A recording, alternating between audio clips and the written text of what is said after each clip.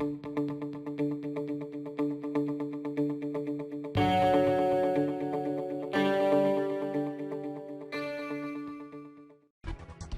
a tweet where Donald Trump retweets somebody that says, get on board with Donald Trump or leave the GOP. You made a pledge, stick to it. What do you think about that? Well, in one of the debates, I said it was... You did make a pledge. Yeah. You know, it's painful. It's painful. You know, people even get divorces. Mm-hmm. You know, I mean, sometimes things come about that,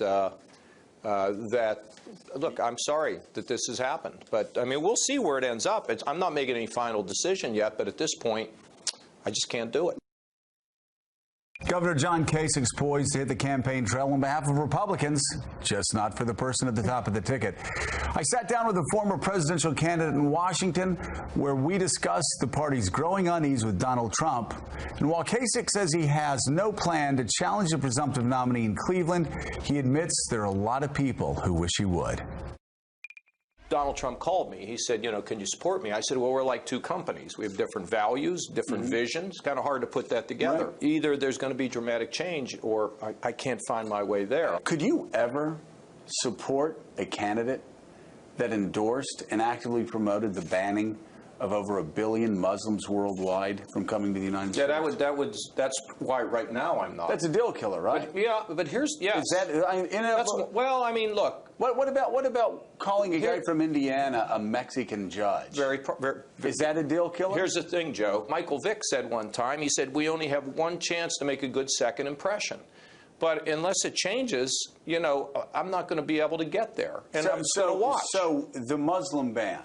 Bad. Disqualifying? It's not just one thing, Joe. I think you and I know. It's got to be a number of things. I know, but here's my problem with what's going on. Well, the list is getting tall. It's getting bigger. Yeah. When you go out and suggest that American soldiers stole cash from Iraq. Or you imply that maybe somehow the president is sympathetic to an act of terrorism. I mean, those are outrageous things. It's trending all the wrong way. So how in the world does he turn that around?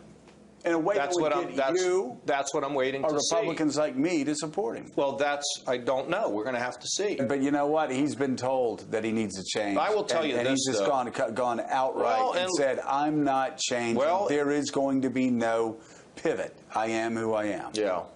Well, we'll have to see. What I do think is important is that, at least in my state, you know, I've got a United States Senator up for re-election. I'm going to do everything I can to help him. I've got people throughout the state. Doesn't Trump hurt Portman?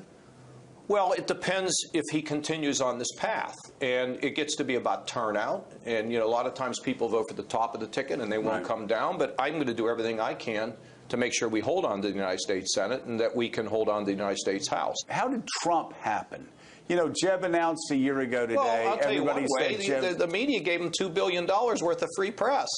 I mean, I could be having a press conference and they'd have an empty podium with Trump speaking there. I mean, look, you guys have a lot of responsibility for this. You know it, too. You all know it. You know, one famous network executive said, well, you know, Trump may not be good for the country, but he's good for our ratings and we make more money.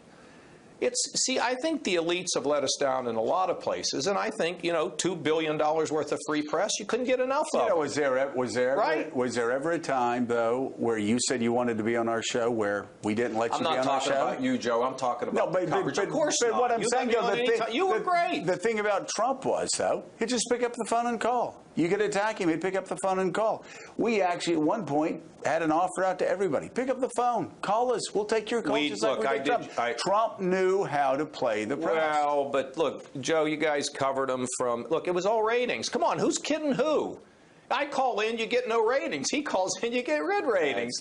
Hey, Joe, come on. Now, you're not leveling with me. I am leveling. Okay, well, then you know that was there not a fixation on him by the media, which is changing now? Well, when the guy would say outrageous things. So you focused on it. That's my point. Well, no, but the thing is, he figured out how to say something on a Saturday or a Sunday that was outrageous. Everybody would say, well, he'll never recover from that. And people would report on it for 2 or 3 days. All the candidates would talk about, how dare he say that about John McCain. A poll would come out. He would survive it. He figured out, as Lindsey Graham said, the guy figured out how to handle the press cycle in a week better than anybody else. Well, but here's the thing. Look, I learned this. There's 2 ways I could walk into a town hall with 100 people, and I could say, everything is horrible, and let me tell you why and who and who's responsible. Or I could walk into that same town hall with the same 100 people and say there's hope. Now, hope doesn't sell as much as negative. Negative initially sells. Right. You know, when you knock something off the table, it's a lot easier to do that than it is to have a positive attitude. So I think, you know, it's just a matter of people doubling down on negative. So what hope is there for our political process? What hope is there for our political process? Well, there has to be leaders that are willing to stand up and say no. And, you know, look, I'm not playing for sainthood. I'm so far away from it. I'm the most flawed guy there is. But I'm going to do the best job I can at trying to be as good as I can and be a good leader. Has our Republican establishment let Americans down, let their own party down in a sense that they felt desperate to reach out for a guy like Trump? No, I think it just kind of happened. And you think it's just more celebrity than anything else? But it was like, yeah, a celebrity, 17 candidates, a lot of different things. But when you look at the Democrat Party, Joe, did you ever think that Bernie Sanders would be filling stadiums? Let's get real here. No, come on. I mean, we could talk about Trump. So what's that about? It's the same deal. Yeah. It's the same deal. It's about they have because you don't have because somebody else took. You don't have good wages because the Mexicans came in. You didn't have this because the Chinese. You don't have this because the rich people on Wall Street. I mean, it's the same message. It's from two different ends of the spectrum. And I think the message has got to be, yeah, we got problems. We've had more serious problems before. We'll get through this. And by the way, it's like my mother. My mother used to say to me, Johnny, you know, your dad and I, we don't go to dinner, we don't drink, we don't smoke. And yet the other people who do those things get the scholarships and we don't get anything. And you know what she'd say? So let's just turn the page and move on, and we'll take care of things as best we can. See, it was the can-do spirit. Yeah. And that's what we need. That's what we need in America again, the can-do spirit. So yesterday morning, Mark Halperin said that he believed there was a 25-30% chance that if Trump kept moving in the direction he was moving, that by the time we got to the Republican convention in Cleveland, that there was going to be an uprising. Might even be a rules change. Ben Ginsburg was talking about it. Said that something big might happen because it's just unacceptable how Trump, you look over the past week or two, how he's behaving. Do you see that as being any possibility? I think it's very unlikely, and I won't be involved in it. I mean, I'm not out here to disrupt. I'm going to have my say, but you know, I don't even know what I'm going to be doing at the convention. I know I'm going to have some of my own events outside. As to what I'm going to do there, I'm not quite sure. Talking about Reagan or Nixon or other Republicans that have ended up being pretty successful at running for president, they all started with a loss.